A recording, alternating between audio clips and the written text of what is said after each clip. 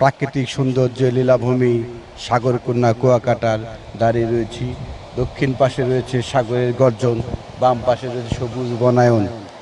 3000 খ্রিস্টপূর্ব থেকে শুরু করে 1784 সাল পর্যন্ত রাখাইন রাজ্য ছিল স্বাধীন রাজ্য।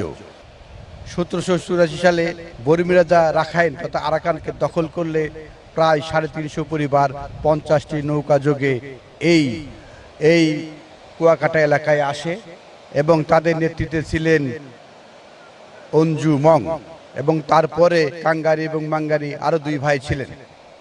অঞ্জু মঙ্গের নেতৃত্বে যে 350 পরিবার এখানে এসেছিল, তারাই প্রথমে এখানে এসে বসতি স্থাপন করেছিল। তারা এই উপকূলের নাম দিয়েছিল ক্যাংছাং, এর অর্থ হলো ভাগ্যকুল। তারা এখানে এসে মিঠা পানির সন্ধানে বিভিন্ন এলাকায় কুয়া খুঁড়তে থাকে এবং এই কুয়া খোঁড়াকে তারা বলেছেন ক্যাংসাওই, যার বাংলা হলো কুয়াকাটা। সময়ের বিবর্তনে এটি কুয়াকাটা নামে পরিচিতি পেয়েছে। গত 2 দশক ধরে অনেক পর্যটক এই কুয়াকাটায় আসছেন এবং দেখছেন এখানকার সমুদ্র সৈকত, 18 মাইল দীর্ঘ সমুদ্র সৈকত উপভোগ করছেন।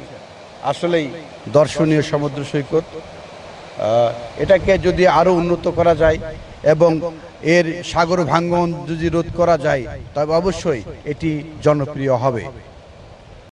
নীল আকাশের নিচে আমি রাস্তা চলেছি একা, নীল আকাশের নিচে আমি রাস্তা চলেছি একা। এই সবুজের শ্যামল মায়ায়, এই সবুজের শ্যামল মায়ায় বৃষ্টি পড়েছে ঢাকা।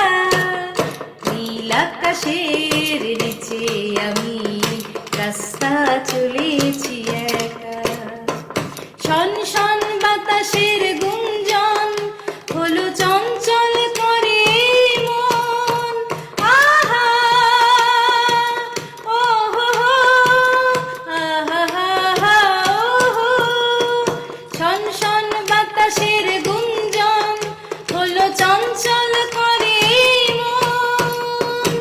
ডাক দিয়ে যায় তার 2টি চোখ, ডাক দিয়ে যায় তার 2টি চোখ, স্বপ্ন কাজল মাথা।